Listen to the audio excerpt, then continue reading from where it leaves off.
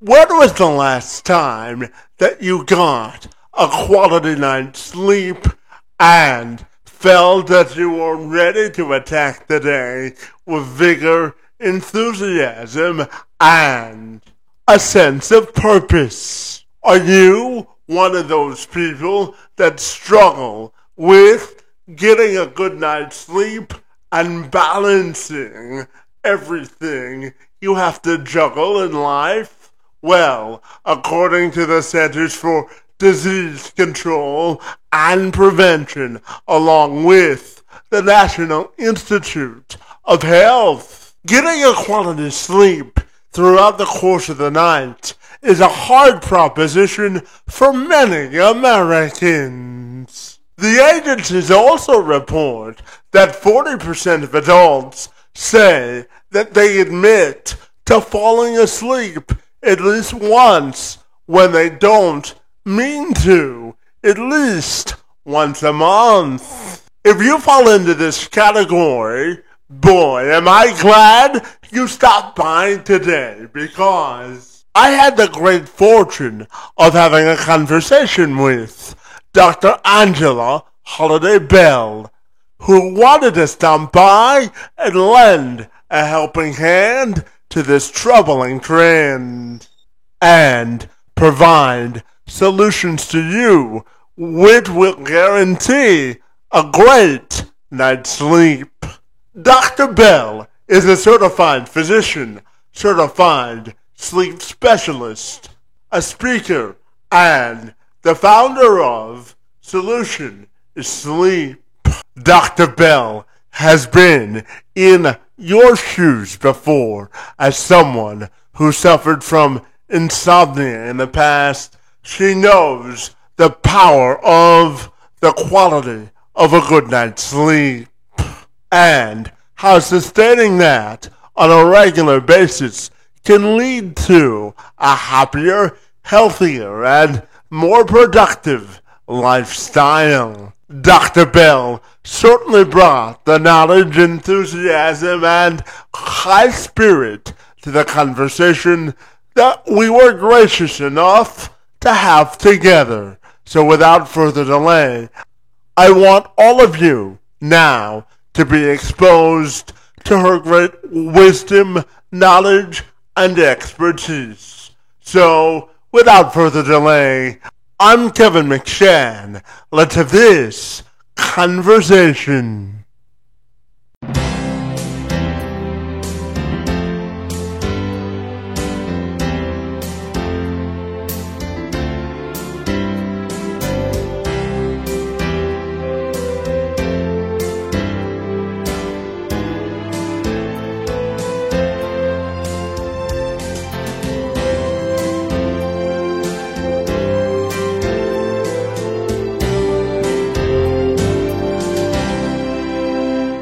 Dr. Angela, if you're ready, I'll take a moment to welcome you to the program, and I'm super excited to talk to you about how we can make sure that people get a quality night's sleep. Great to see you this afternoon, and thank you so very much for being here.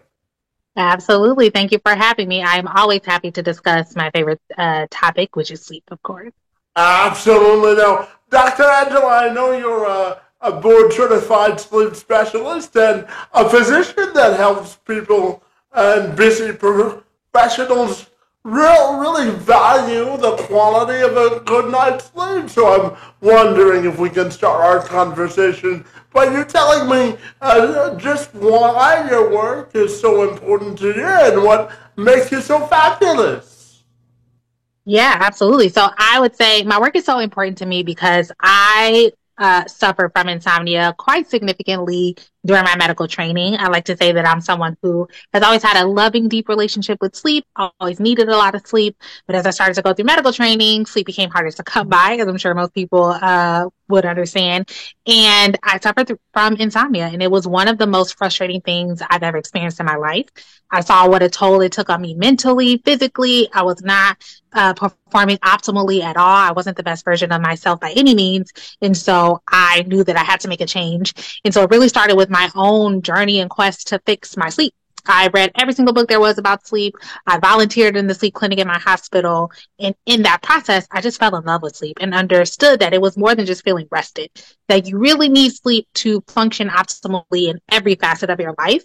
Once I started to put those strategies and techniques I had learned into place in my own life and saw how it changed my sleep and my life for the better, I knew that I had to help other people because there are so many people who are also suffering from insomnia and sleep deprivation. And I want to help people live happier, healthier lives and give them the gift that I was able to give myself.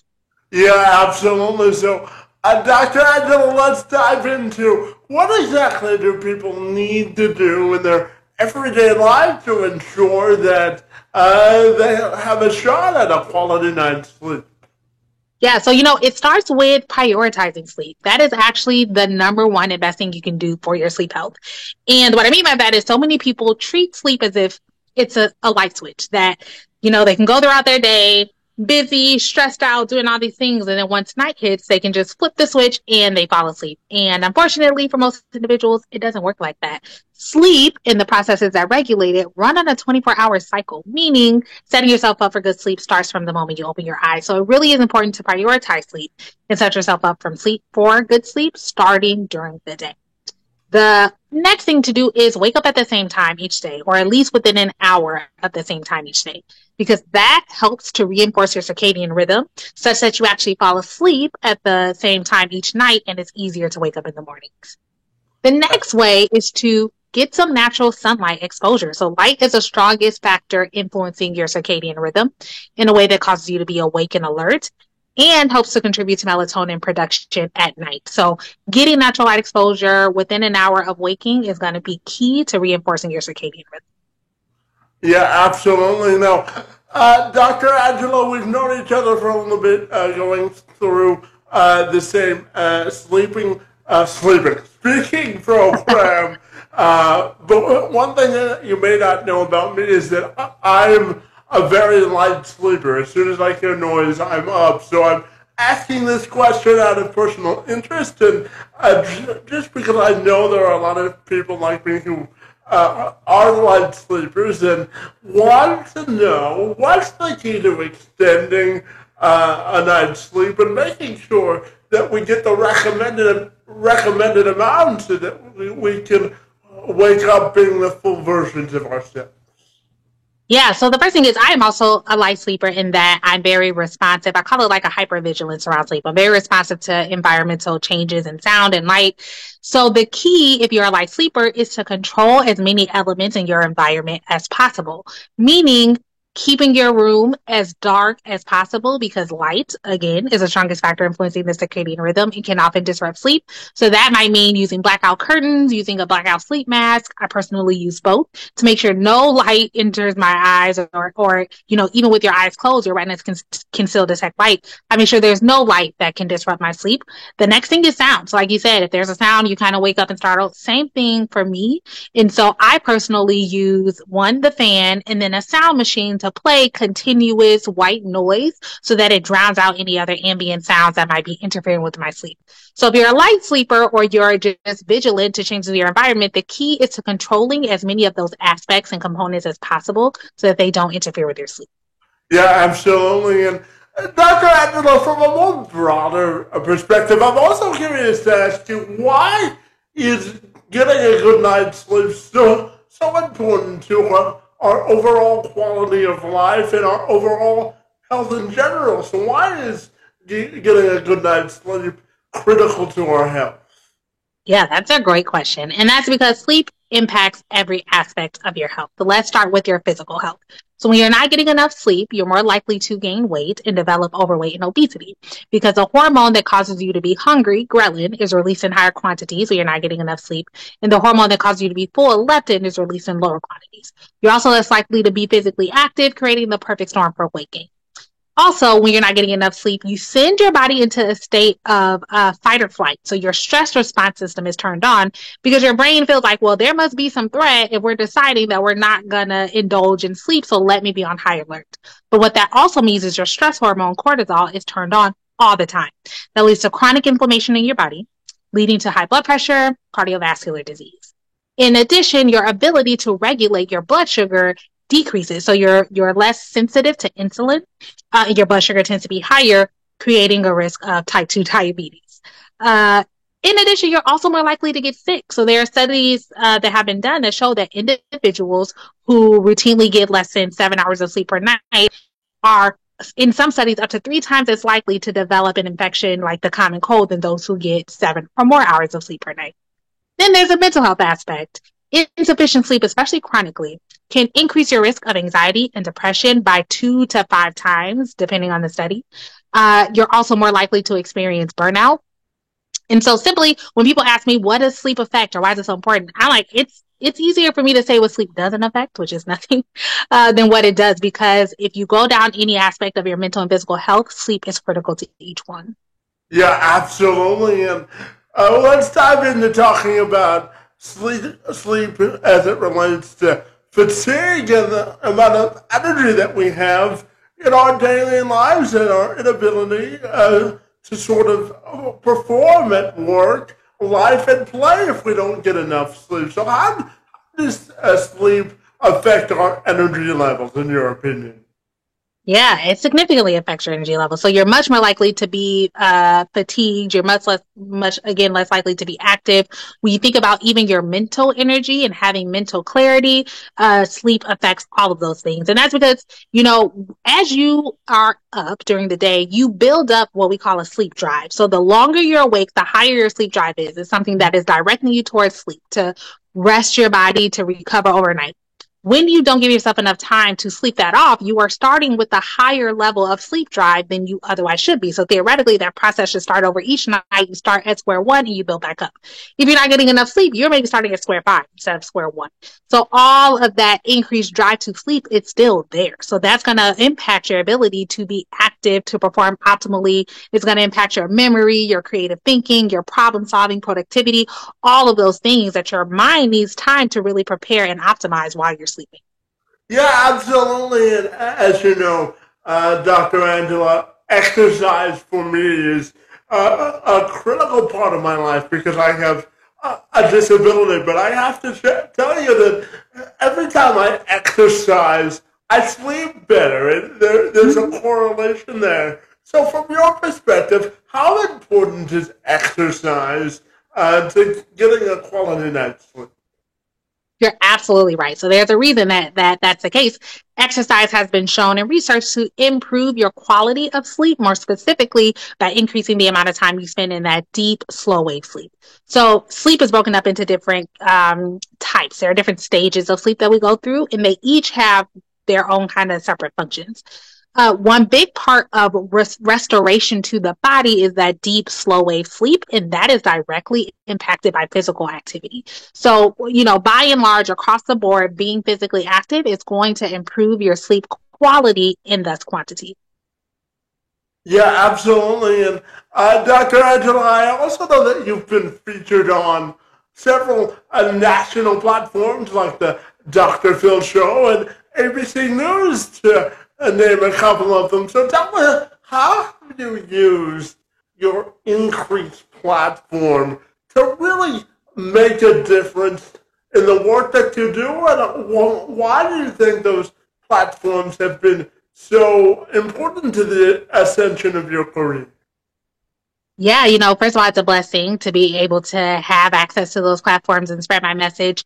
I think the key for me is to educate. Education is power. And education helps to spark change. And there are so many people who are walking around who don't even understand why sleep is important or understand why they should be getting good sleep or know about all of these effects that we already talked about on this podcast. And so for me, my mission is to inform as many people as possible about the importance of sleep and the detriment that comes from not getting enough sleep. And so I do that through different methods. I do that through my social media platforms to just say, hey, here's free information. I'm giving this to you because I want to reach as many people as possible.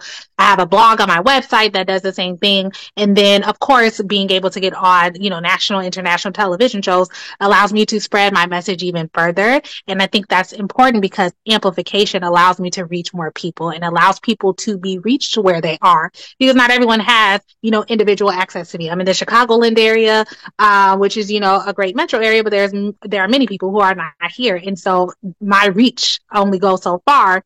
But when I'm able to amplify my message using these platforms, it allows me to reach other people where they are and hopefully sparks some change in them to try to take control of their sleep lives. And more importantly, what I try to teach in my message is, if you're not getting the sleep that you deserve to live a healthy, quality, happy life, seek help, because so many people just accept sleeplessness as this inevitable reality. I'm just gonna be tired. There's nothing I can do about it. But hearing someone who looks like me, who sounds like me, who has education, can sometimes spark that change in people to understand, like, wait, no, I can sleep better. I do deserve to feel rested. I do deserve to be healthy and have this healthy sleep life. And now I'm going to go and make a change in my life. So I'm just blessed to have those platforms to be able to reach more people. Yeah, and I know that you've also began the process of getting on more stages as a speaker, and as you know, being a fellow speaker yourself, being able to authentically connect with people is the greatest part about being a speaker, in my opinion, and I'm sure you'll agree with that. So tell me, what's the best part of using your knowledge and your inspiration as a speaker to impact people's lives? Yeah, you hit the nail on the head. Being able to connect with people. When I am on stage and I see those light bulbs turn on and I see inspiration happening, it fuels me. It really gets my juices flowing, because I'm able to make the connection that feels like one-on-one, but it's in a crowd of people. I get to touch multiple people at the same time, and again, amplify that message and really see the change as it's occurring and spark something new in them. So me being able to do that and to connect with individuals and having them come up to me afterwards and ask more questions and really feel empowered to take control of their sleep health makes it all worth it. Like, that is why I do what I do, and while I will continue to do what I do and talk about it until no one else is listening, because it really is such an important message to spread. Well, I have to tell you, the only level of expectations we have to meet our own, doctor, and I have to tell you, if you can inspire others to take action in their life, it's the greatest feeling in the world, isn't it? Absolutely. It's 100% so great. And you're right. That's why I became a doctor in the first place, right? Is I love to help empower people to take control of their health. And as a doctor, I do that on a one-on-one basis. But again, being able to amplify that message by speaking on stages and having these, television platforms really allows me to reach more people, which is, so motivating to keep doing what I do.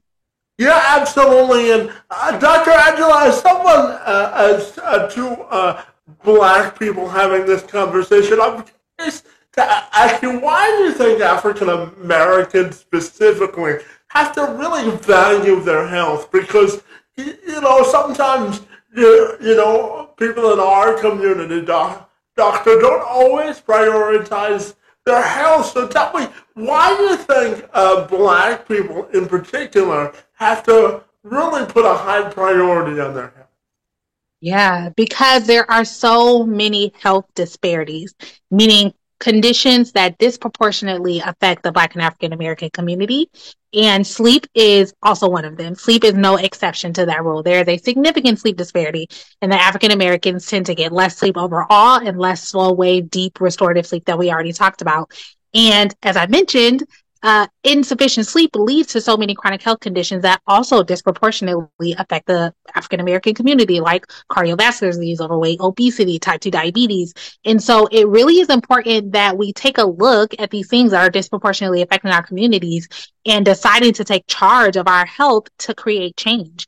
And I think that our community in particular is even less educated about the effects of poor sleep, and how it could be leading to some of these other things. I think we have this false notion that, sleeping makes you lazy and you have to hustle and you're not a hustler if you're sleeping, and all of these things that have been brought up through years of social impact and so many layers to it to really dig into. But it's really starting with educating them and changing that mindset. There are also factors that, are run deeper, are a little bit more difficult to control, such that such as African Americans are more likely to work multiple jobs, more likely to work odd hour jobs, are more likely to face harassment at work, which we have seen has a direct impact on sleep and slow wave sleep, as well as discrimination.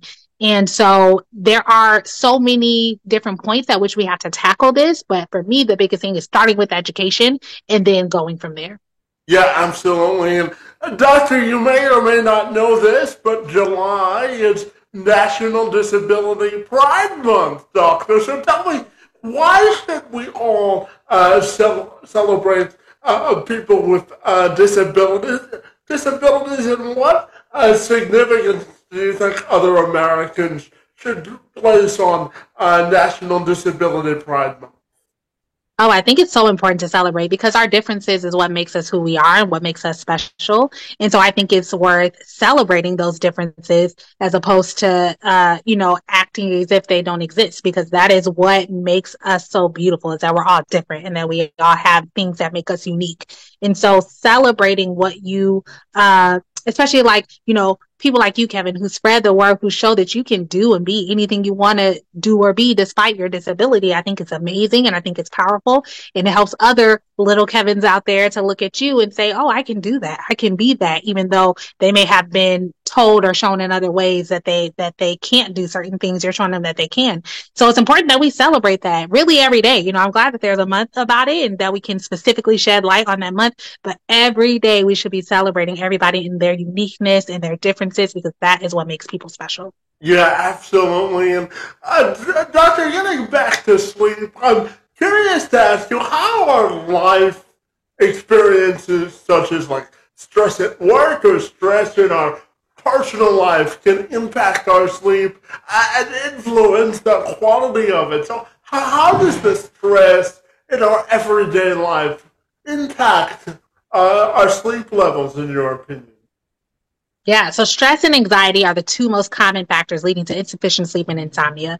And they play a big role in sleep because they cause you to have this, again, hypervigilance or hyper alertness that you go throughout the day holding, and it doesn't tend to go away before you go to sleep. Stress is the opposite of what should happen when you're sleeping, because stress signals to your brain that you need to be alert. You need to be aware of a threat, right? When we think about the fight or flight response, it's a stress response that your body turns on because it's like, I need to be prepared for action in case there is a real or perceived threat.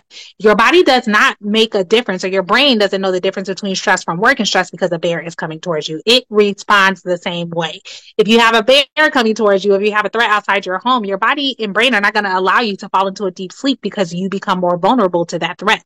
Same thing happens when you're stressed out for other reasons. So it's important that you find ways to mitigate that stress, decrease it, especially before going to bed, so that you're not taking the increased stress load to bed with you and impacting your ability to stay and fall asleep.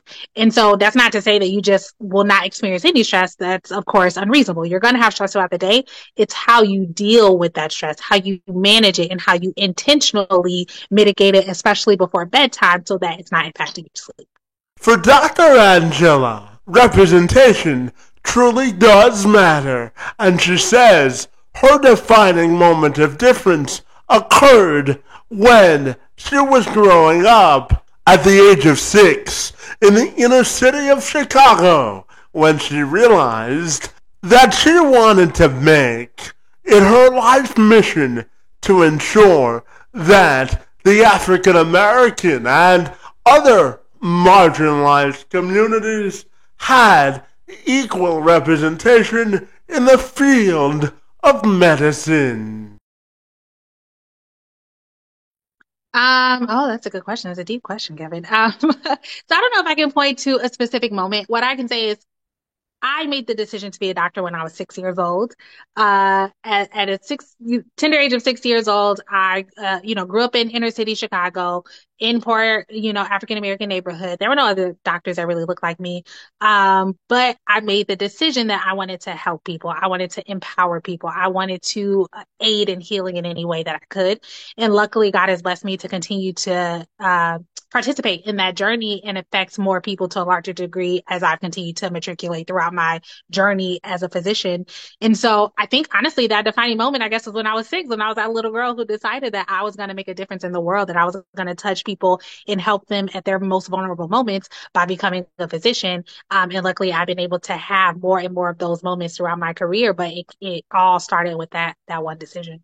Yeah, and Doctor, how do you define continual improvement? And what does it mean to you to continuously improve? Yeah, so I think it's continuing to learn. So I'm a lifelong learner. I love to learn new things, new information. I really immerse myself in research and now specifically in sleep research. Every day I'm reading articles. I am refining my craft. I'm working with individuals. I'm taking feedback. I just wrote my first book, Sleeping on the Job, Proven Strategies to Optimize Workplace Performance and Personal Well-Being Through Better Sleep. And that was a very transformative process. Lots of research, lots of time, lots of energy, but I'm so proud of that work. But that really took growth for me to get to that point to actually get past the mindset of like, are people going to want to read what I have to say? Is this going to be any good? And really just saying, I have a message that I need to put out there. So I think it's constantly putting myself in positions to learn and grow and be better in all facets, not just my knowledge, but my emotional intelligence, my spirituality, as well as my education and my knowledge and my empathy towards individuals that allows me to become a better person, a better practitioner. Yeah, absolutely. Life is a constant game of learning, isn't it? 100%. Absolutely. Dr. Angela says that her personal and professional legacy will always be rooted in a curiosity to want to learn, grow, and expand her knowledge base. Yes. Oh, I love that. That's a great question. So I want to be remembered as someone who empowered others to make healthy change. I believe, as I mentioned before, and this is the root of everything I do, is that education is power.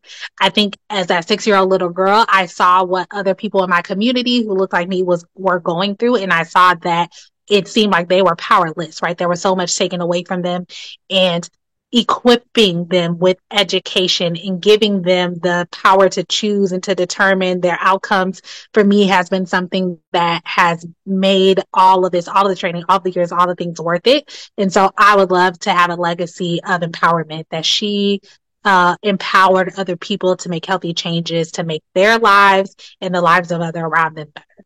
Absolutely. And Dr. Finally, tell me if people want to get connected with you, to book you to speak, or get access to your medical knowledge, what's the best way they can do that? You can visit my website at thesolutionisleep.com. Again, I have a blog there. I have my consultation services, my speaking services, and my book. Access to my book will be there shortly as well. Fantastic. Well, Doctor, I want to congratulate you on finishing your book and for the good work that you do to ensure that we all get quality sleep. Your work in the space and time on my behalf is most appreciated, and I want to thank you for taking part of your Chicago Wednesday to engage in conversation with me. It's most appreciated. Of course. Thanks so much, Kevin. Thank you again for having me.